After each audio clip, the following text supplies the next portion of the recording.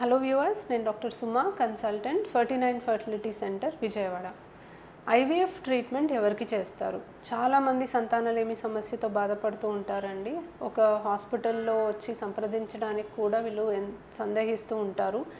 వాళ్ళకి అందరికీ ఐవీఎఫ్ చెప్పేస్తారు, అందరికీ ఐవీఎఫ్ ట్రీట్మెంట్ చేయించుకోవాలి, అంత డబ్బులు ఉండవు అని ఎక్కువ వాళ్ళు అనుకుంటూ ఉంటారండి.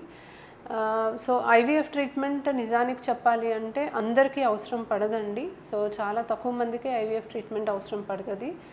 మీరు కనుక ఎక్కువ లేట్ చేయకుండా కొంచెం చిన్న వయసులోనే మ్యారేజ్ అయ్యి 1 ఇయర్ పాటు మీరు ట్రై చేస్తున్నారు, ప్రెగ్నెన్సీ రావట్లేదు అన్న వెంటనే మీరు కనుక వచ్చి సంప్రదిస్తే మ్యాక్సిమం మీకు ఐవీఎఫ్ అవసరం పడకపోవచ్చండి. సో యంగ్ ఏజ్లో ప్లస్ 1 ఇయర్ పాటు మీరు ప్రెగ్నెన్సీ కోసం ట్రై చేసి రానప్పుడు మీరు వెంటనే వచ్చి కన్సల్ట్ అవుతే చాలాసార్లు మీరు ఐవీఎఫ్ ట్రీట్మెంట్ వరకు వెళ్ళాల్సిన అవసరమే రాదండి.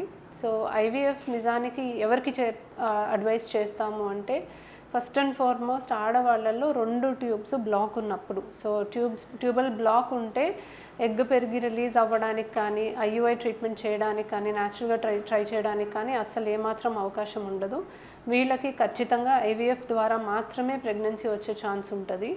రెండోది స్పర్మ్ కౌంట్ చాలా తక్కువ ఉన్నప్పుడు. సో కనీసం కౌంట్ అండ్ మోటిలిటీ ఉంటే తప్ప న్యాచురల్గా ప్రెగ్నెన్సీ రావడానికి కానీ, ఐయుఐ ట్రీట్మెంట్ చేయడానికి కానీ ఛాన్సెస్ ఉండవండి. చాలా తక్కువ స్పర్మ్ కౌంట్ ఉంది అంటే మనం ఎంత మందులు వాడినా కూడా దాన్ని నార్మల్ చేసే సిట్యువేషన్ కనుక లేకపోతే అప్పుడు మనము ఐవీఎఫ్ సజెస్ట్ చేస్తాము.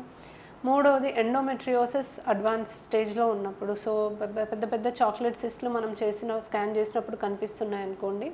సో వీళ్ళకి ఐవీఎఫ్ ట్రీట్మెంట్ చేస్తేనే బెటర్ సక్సెస్ రేట్ ఉంటుంది. వీళ్ళకి ఐయుఐ చేయకూడదు అని కాదు, కానీ 2 ట్యూబ్స్ ఓపెన్ ఉండి అండం పెరిగి విడుదలవుతుంది అంటే ఐయుఐ చేయొచ్చు, కానీ దానికి యాక్చువల్లీ అంత సక్సెస్ రేట్ ఉండదు. కాబట్టి వీళ్ళకి ఐవీఎఫ్ఏ ఫస్ట్ ఆప్షన్ కింద చెప్తాము. నాలుగవది ఎగ్ నంబర్ బాగా తక్కువ ఉన్నప్పుడు. So AMH levels less than 1.2 ఉన్న ఎవరికైనా కూడా ఐవీఎఫ్ ద్వారా ప్రెగ్నెన్సీ వచ్చే ఛాన్సెసే బాగుంటాయండి. ఐవీఎఫ్లో కూడా ఎగ్ నెంబర్ తక్కువ ఉంటే సక్సెస్ రేట్ తక్కువ ఉంటుంది, కానీ వీళ్ళకి తక్కువ ఎగ్స్ ఉన్నప్పుడు వీళ్ళకి వీలైనంత త్వరగా ప్రెగ్నెన్సీ వచ్చేలాగా ప్లాన్ చేయాలి. ఎందుకంటే వయసు పెరిగే కొద్దీ ఎగ్ నెంబర్ ఫర్దర్గా తగ్గుతూనే వస్తుంది అండ్ మిగతా ఏ ట్రీట్మెంట్లో కూడా ఐవీఎఫ్కి ఉన్నంత సక్సెస్ రేట్ ఉండదు. కాబట్టి అదే తక్కువ ఎగ్ నెంబర్ ఉండి ఏజ్ తక్కువ ఉంటే ఇంకా మనం ఐయుఐ ఆప్షన్ కన్సిడర్ చేయొచ్చు, కానీ ఏజ్ కూడా ఎక్కువ ఉండి ఎగ్ నెంబర్ తక్కువ ఉంటే మాత్రం వీళ్ళకి ఐవీఎఫ్ఏ డెఫినెట్లీ బెటర్ ఆప్షన్ అండి.